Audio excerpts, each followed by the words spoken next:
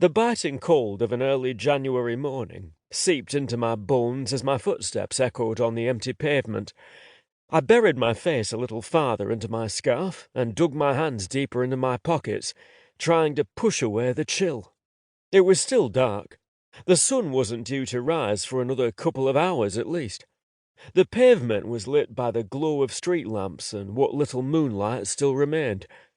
The sky was clear, and despite the light from the city, I could still see a glittering blanket of stars above me. It helped that Lincoln was a small place, and at 6 in the morning, there were still relatively few people and cars about. Not everyone wanted to walk to work this early on a Saturday. I carefully sidestepped a patch of ice, because the last thing I wanted was to fall flat on my arse, even if there wasn't anybody around to see.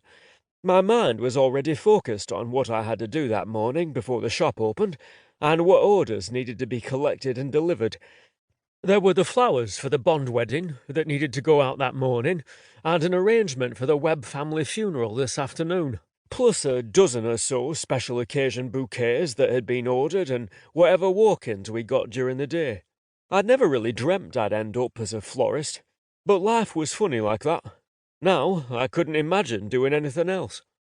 It was a little different to the rock star ambitions of my teenage years, though. After 4 years of drifting around after university, trying to find something I wanted to do with my life, I ended up helping my gran with the church flowers to pass the time. Who'd have thought a gruff bloke from North Yorkshire would end up having a way with sweet peas and sunflowers? The chiming of the cathedral caught my attention, and I paused to gaze up at the softly lit towers. I walked past it every day when I travelled to and from the shop. I'm not a religious man by any stretch of the imagination, but to me, Lincoln Cathedral was the most beautiful building in the world. There was something calming about its intricate architecture and towering presence. Sitting on top of the hill, it stood head and shoulders above the rest of the city. You could see it for miles. Beside me, a snuffling noise drew me back to reality.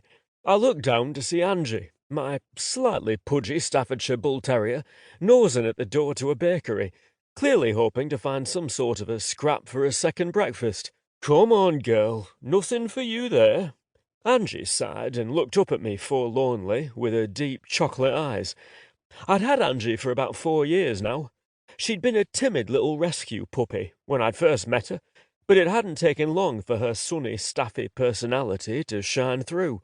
Her forlorn look was the reason she got far more treats than she needed in the first place.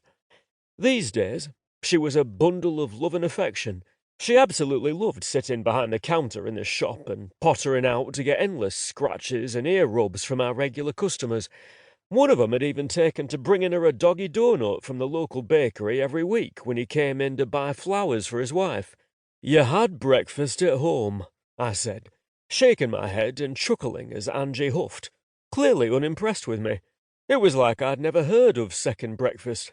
I started walking again, making my way across the crossroads at the top of Steep Hill.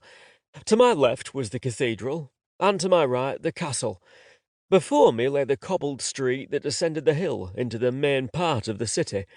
It wasn't called Steep Hill for nothing, but luckily, I wasn't going that far, although maybe the extra exercise would do Angie and I both some good. Her coat had been a little tight this morning when I'd done it up, and my diet consisted mostly of biscuits and strong cups of tea. The street curved around a bend, levelled out for a moment, and then descended down again, steeper this time. The narrow road was surrounded by little shops, and I always liked looking at the window displays as I walked past. Nothing much had changed, except for one. A previously empty window now held a display of colourful books, each different, and each with a spaceship zooming across the cover. A hanging chalkboard sign read, I don't remember the title, but it had a spaceship on it. I snorted, and my laughter rang in the deserted street.